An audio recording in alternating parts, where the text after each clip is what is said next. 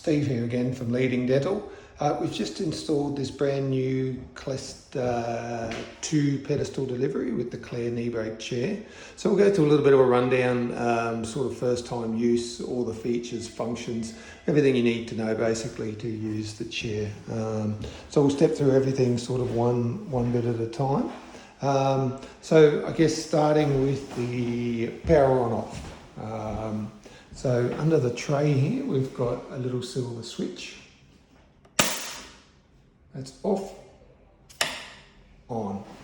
Now as it comes on, you'll see the little display here start to boot up. Don't touch any of the hand pieces until you see that Belmont light show up. That means that your hand pieces are ready to go, because that's actually assigning each hand piece a number. If something's picked up when that boots up, it won't assign that as a functional handpiece line. So leave that all until you're ready to go. We might go through some of just the main features, and then we'll get into some of the finer detail. So main on off switch. Next to the main on off switch, this is an oil reservoir, catches any excess oil that's in your hand pieces. Shouldn't really get too much in there. If it gets up to the red line, it needs to be disposed of sensibly. Then you just reinstall that. Also, if you've got something like a dodgy O-ring on a handpiece, you may have water come back up through your exhaust line into there, indication that you might have a faulty O-ring on a handpiece. So water and air here, that's triplex. Anything with a blue knob is water. Anything with the yellow knob is air. So your triplex syringe on your doctor's side, that's where your water and air is controlled from. And while we're talking about water control, here we have all the water controls up here for the hangers here. So 1, 2, 3, 4 hangers from the right, 1, 2, 3, 4 from the right with the water flow control. Pretty simple. And then the triplex controllers at the back, as we mentioned before. So look, they're in a preset position. We can adjust the angles, but it has to be done by a technician or someone with an Allen key. You can't just force that. Now, there is a brake.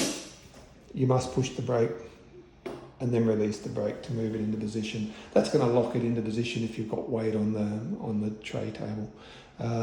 All of the presets on there we'll go through soon. We've got the sensor light up here. Now it's a wave on, wave off. So that's an on-off motion with just a wave on that little sensor there. You've got a seamless dimming control here. So let's just put that down into position there, and you'll see as I control that, we control the spot down there. Now, if I hold my hand behind the sensor, we go into composite mode and it flashes. That's indicating that it's at a low enough output that it won't cue your composite. You can wave off and straight back on, it'll go back up to the full brilliance or whatever you got your dimmer set at. So that's the light. Now while we're talking about the light, down under here, we have a little switch. Turn that into off on the middle, light goes off. Turn it to the far left, light goes on. So middle, left, to the right in the auto position, and then you're on the sensor mode, so it's all going off sensor. Down here, this is just a heater that heats the water for your cup fill, so you can turn that on or off. This is a quick connect fitting for air and a quick connect fitting for water with an adjustment here. So there are some little barbs that go into here, or some little quick connect fittings that you can adjust. So say you've got a sandblaster or something, you might want to hook onto this one. Now, assistance delivery, obviously high volume, low volume suction, triplex syringe in the middle, all of your presets here. So we've got cup fill, we've got bowl rinse, a little bit of noise there on the water line with the fresh water coming in. Now we've got presets here, preset 1, preset 2, preset 0, and 4. Now 0 is your entry exit position, so that will always be sitting up and down in the lowest position normally. The one that you may not know about is LP. Now LP is last position. Now let's say we fine tune the position of this chair. which we can do over on this display here. So we move the chair down, sit them up a little bit. We want to set the patient up for a rinse. We can hit the LP. We can hit the LP on here, or we can hit the LP over here. And we can also hit the LP on a toggle here, which is the top position actually, is LP on there. So that's the presets here on the joysticks, which we'll go through in a minute. LP comes up for the bowl rinse, usually is the most common position for that. Hit LP again, and it will go back to the last position that the chair was in. So we've come up for a bowl rinse and we're back down again. So that's that. Again, those positions are replicated on here, 0, 1, 2 and LP. We've got manual chair movements. Up, down, backrest, up, down. We've got light on and off here. So if we hit that button, light on and off, which is replicated over here as well. We've got cup fill and bowl rinse. We've got some function features here that we'll go through a little later. We've got optics on and off. So that's your fibre optics for your handpiece. We can turn on and off with this button. This is air and water. Now that's for your chip air. So if we pick up the high speed, air and water on, that's chip air and water, so that gives you your mist, or we turn it off. These are motor controls. We'll go again through that a little bit later. So that's a quick overview on that with your display. We've got pivoting Spittoon Bowl here. So this can pivot from side to side. And you can remove that bowl. So we'll just see if we can set this phone down here for a second. And we can gently just twist that bowl out. If it's wet, the bowl, it'll glide in and out a lot easier. So make sure that you have maybe flushed a bit of water through so the bowl is wet. When you put it in, just put your hands under the bowl here and just sort of gently coax it in with your hands. Don't push down on the plastic or it can break. It's fairly sturdy, but you will break it if you put too much pressure onto it. Now, what we'll do, we'll put this back into the 0 position. We'll use the joystick this time. So straight down with the 0. And here it comes down in the lowest position for patient entry and exit. So on the back here, we have our joystick controls. Now, the whole idea is you can sit the patient down, you can get them fully adjusted without having to touch anything with your hands. So we've got headrest here, headrest up, headrest down. So that's a nice little feature. Left, right, brings the headrest forward, brings the headrest back. So we sit the patient down, we move the headrest into a position just to nicely cup the neck. You're not supporting the head, but more the neck and getting them into the perfect position. Then the middle here, we've got manual chair movements. Manual chair movement up, manual chair movement down. That's the up and down motion. Backrest up, backrest down with the left and right. Now, the only way you can get the legs out though is to go into one of the preset modes. So let's say we go into preset 1 here again. That will go up. Now, if we want to set one of the presets, all we do is we hold down the button like programming a radio station on the car. So we move that down a little bit, want to make that a new preset, we hold down the button and wait for the beep.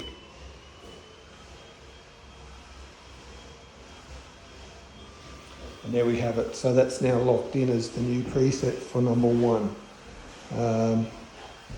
Okay, so we'll move on to the foot pedal. So foot pedal here. So we've got obviously the go pedal, and we've got a slide adjustment here, which we can adjust the power settings on things like motors and scalers. So we'll go through that soon.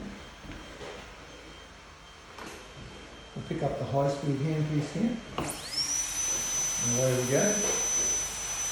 There's a white button down here. Now that white button is a chip air button. doing is we're blowing a little bit of air out just by hitting that yellow button.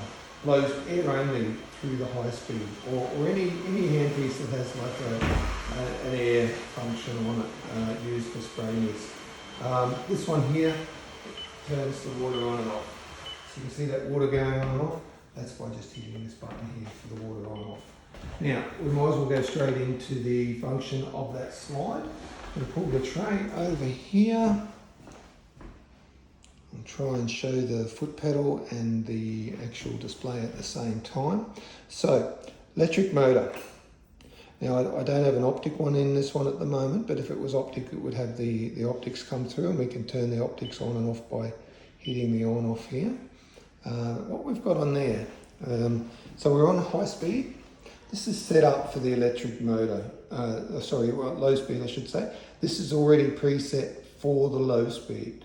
So all the functions determined for this low speed motor. Now, this one here, this adjusts the settings. Preset 1, preset 2, preset 3, variable mode. Now, if we want to change preset 3, we just ramp the speed up. So you'll see it, we're in variable mode there at the moment, sorry. So let's start with variable mode. Variable mode, we're actually determining the maximum speed, which is 40,000, 20,000 or 10,000.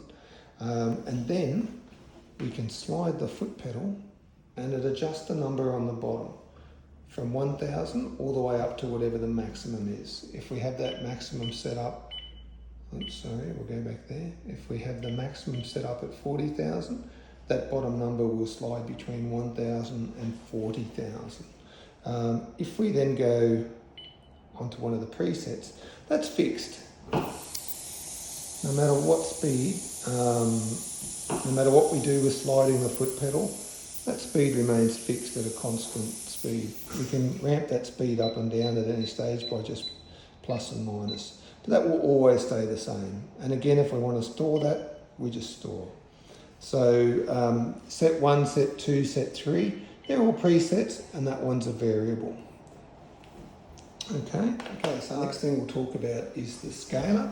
So this is a Varios 170. This is a non-optic scaler from NSK.